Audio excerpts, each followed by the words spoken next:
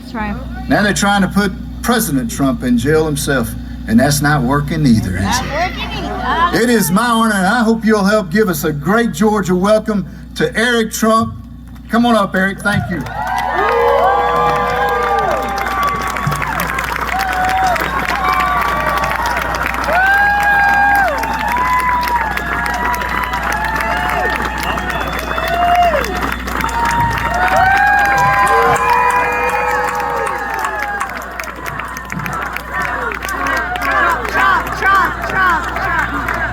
How are you, Georgia? So I learned something yesterday. Apparently, we're all trash. Have you heard this? And apparently, we don't have any strong women that support Trump. Is that true? By the way, I think we have more women here than we have men. Just as a little... my wife goes, that's kind of interesting. I'm not a strong woman. Now, I run the RNC, but apparently he doesn't like to empower women. This is what my wife was... he doesn't like to empower women yet, Kellyanne Conway. First female campaign manager ever that won a presidential election. Right. His current campaign manager, who's absolutely fantastic, Susie Wiles. You have my incredible wife, Laura. You have all the executives of the Trump Organization. Probably many more females in there than you could possibly imagine. Now, he surrounds himself with incredible females, but it's really amazing. So you had Mark Cuban step on himself. Right? Big time. You had Joe Biden call half of the country garbage. And now you see they're actually trying to edit the manuscripts. You guys watching this whole thing? Where they're trying to change one apostrophe, which I actually don't think changes a damn thing. It still reads the exact same way, right? But they're literally trying to change the transcript. Can you believe where we possibly are right now? I mean, who in the world would have ever thought? And guys, it's hard to believe. We're 5 days out, 4 days out. This has been a fight for 10 years. That's right. 10 years we've been fighting. Yep. I've been literally doing this for 10 years. Yep. And I arrived in Iowa. I'll never forget this. We started running the primaries in 2016 in Iowa, and we didn't know what the hell we were doing as a family. We didn't know what we were doing. We're like, if we win a state, we're definitely going to win all the votes. We didn't understand the whole delegate process. We didn't understand the caucus process. Right. And we went out there in 2016. We started talking from the heart, and somehow it worked. We were able to beat Hillary Clinton. Woo! And Chris Christie. And Chris Christie. She's Chris Christie's biggest hater. I mean, Chris Christie cannot like this one. She's like the greatest.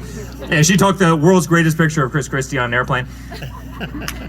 But we went out there and we knocked off, 18 people in 2016, not knowing a damn thing about politics. I remember my father called me up one day, and Megyn Kelly, right? And I've got a great relationship and friendship with Megyn Kelly these days. But he goes, Eric, I need you to go on Megyn Kelly. I need you to talk about immigration. She's going to kill me tonight. I'm on the way to New Hampshire somewhere. And I go, Dad, I don't know a damn thing about immigration. I built hotels, right? He's like, whatever, don't worry about it. Just go out there. You'll sound great at whatever you do. So I'm out there all of a sudden debating immigration policy. And I'm saying, what the hell are we doing, right? We're a real estate family. This isn't like our gig. And despite that, we knocked off 18 people in the primaries, and we took on Hillary Clinton. She raised $1.5 billion. We raised $300 million. Actually, my father put in a lot of that money, right? Because you couldn't raise it. No one believed in us. Ended up winning that election.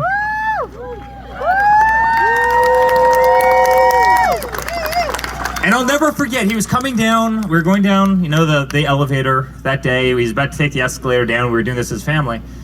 And he goes, honey, you're about to learn who your true friends are. We're about to learn who our true friends were. Right. He goes, they are going to attack us unlike anything we've ever seen before. Yeah.